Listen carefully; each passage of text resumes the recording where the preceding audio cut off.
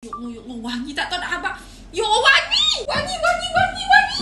Ya Allah, dah lewat. Kalut dengan aku berpisah tiada, hampa. Syukaran here. Dok, saya aku tak rasa hampa tengok aku as syukaran sebab hari ni aku beroutfit. Aku kan dah lama tak beroutfit kan. Dah lama tak rasa menjadi perempuan-perempuan girly gitu. Girly, bukan geli nah. Baik-baik sikit aku menampak ni. Hari ni I nak pi butik kosmetik, nak pi shopping makeup sikit. Top up makeup hak mana dah habis tu. Ya Allah, wangi! Tony punya perfume ni aku tak boleh lah wangi. Ni favourite perfume aku lah ni hampa. By Tony punya. Tony buat keluar weh perfume lah ni kan. Aku punya favourite Sugar Lush. Hari tu aku beli dah yang packaging kecil punya. Ni aku beli pula yang packaging besar hampa. Pasal memang wangi. Sumpah nak abang mai. Lagi satu aku suka sebab perfume ni senang nak bawa weh.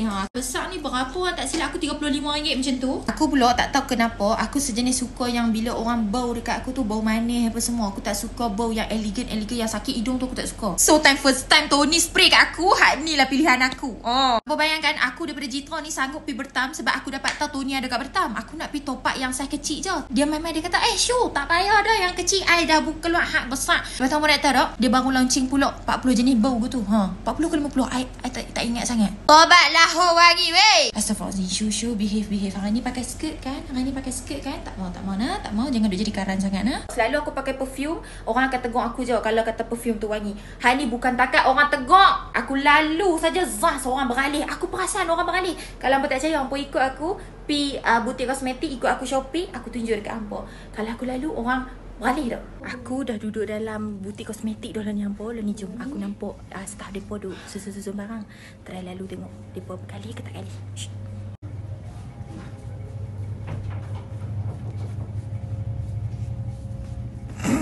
Depa panggil, depa tengok kan. Aku duk kata dah perfume Tony ni jauh orang kali. Ada seorang lagi.